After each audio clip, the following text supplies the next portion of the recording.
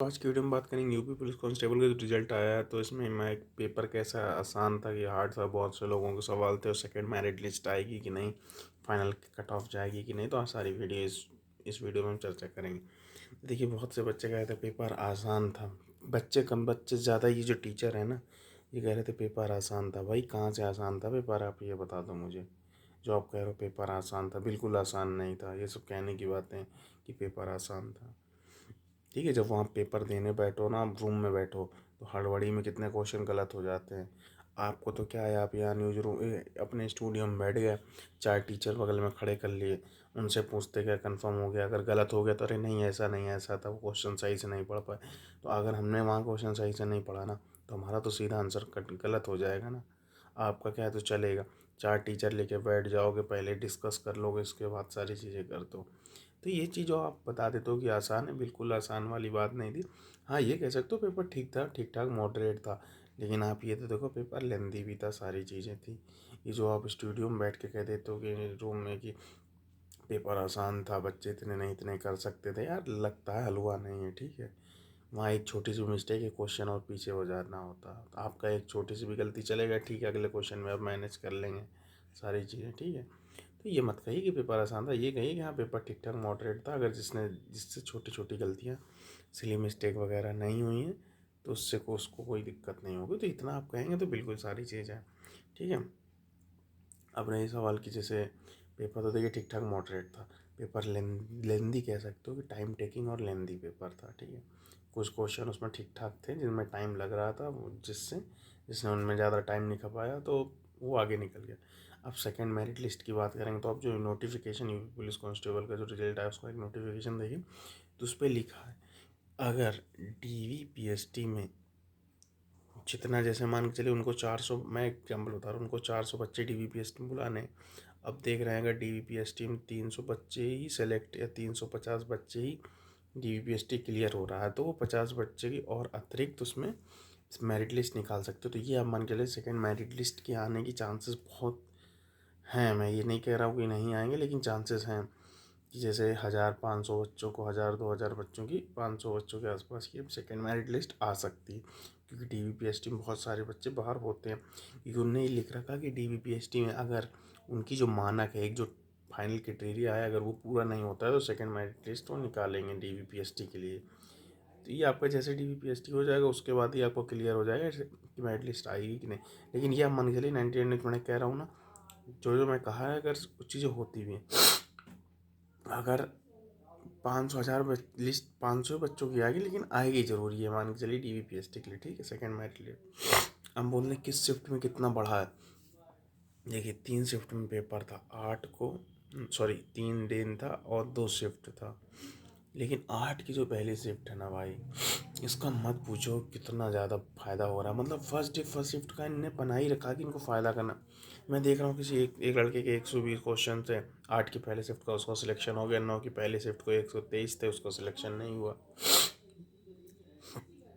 ये पता है क्यों हो रहा है? तो यार ये गलत है ना, कि इससे नुकसान कितना बच्चों को हो रहा है। लेकिन ये मान के चलिए, 8 की मैं पहली शिफ्ट की बता दूं आपको, 8 से 10 नंबर, 12 12 नंबर तक फ़ायदा हुआ। 8 की दूसरी को 5 से 6 के आसपास ही। 9 की तो पहली को मान के चलिए फ़ायदा ही नहीं हुआ, 1 2 नंबर हुआ है तो हुआ को भी।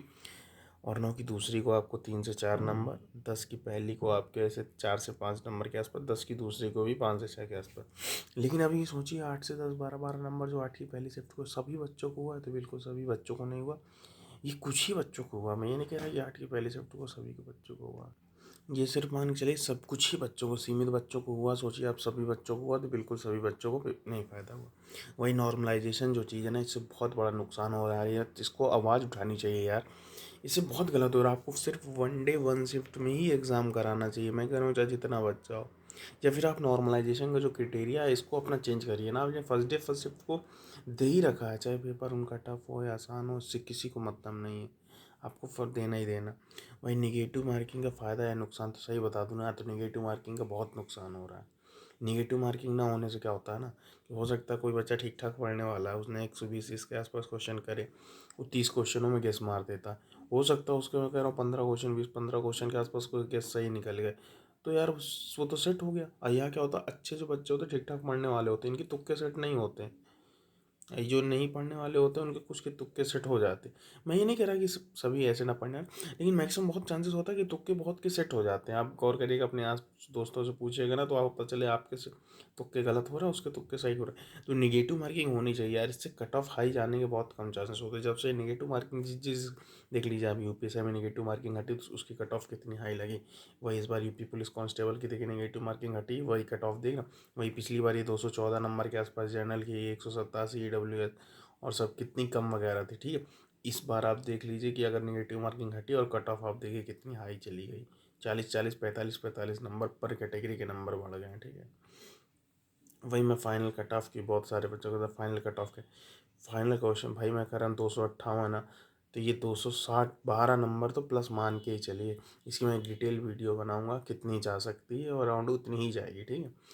ये मान के लिए 12 नंबर के आसपास, जैसे 258 गई है ना, तो ये आपकी 200 270 के आसपास लगने वाली, ठीक है। मान के चलिए पर कैटेगरी 12 नंबर के आसपास आप बढ़ा के रखिए, क्योंकि अभी आप मैं इसकी डिटेल वीडियो बताऊंगा, आप चाहे तो इसके कभी भी लास्ट टाइम भी देखिएगा। इनने DVPST के लिए ठीक ठाक बच्चों को बुला रखा होता है, इसके फाइनल कट ऑफ भी अच्छी खासी हाई कर देते हैं, ठीक है। तो अब 10 से 12 नंबर मान के चलिए कि आपकी फाइनल कट ऑफ हाई जाने वाली है, ठीक है। बाकी ये सारी चीज़ें रही, आसान बिल्कुल पेपर नहीं था, ठीक ठाक मॉडरेट था। आप एक स्टूडेंट के नज़रिए से देखोगे तो आपको पेपर अच्छा खासा टफ लगेगा, ठीक है। आप टीचर लोग 5 लोग घेर के बैठ जाते हो, अलग अलग सब्जेक्ट पढ़ाते हो, अलग अलग टॉपिक से सब सवाल कराओगे कि लैंग्वेज का ये कराएंगे, हिंदी साहित्य का ये पेपर सॉल्व कराएंगे, इंग्लिश में, हिंदी में, रीजनिंग में ये सॉल्व कराएंगे, मैथ में ये टीचर सॉल्व कराएंगे। यहाँ तो एक ही बच्चों को सारी चीज़ें करनी होती है ना। तो इस तरह मत कहिए कि पेपर इजी था, ठीक है। आप जब जो न्यूज रूम अपने पेपर रूम हॉल में बैठेंगे तब समझ में आता है, ठीक है। बाकी मैं एक डिटेल वीडियो सारी चीज़ें बताऊंगा, और कोई दिक्कत हो तो मुझे कमेंट करके बता सकते हैं, ठीक है। थैंक यू भाई। जी मेरा चैनल है भाई, चैनल को फॉलो ज़रूर कर लिया करो यार।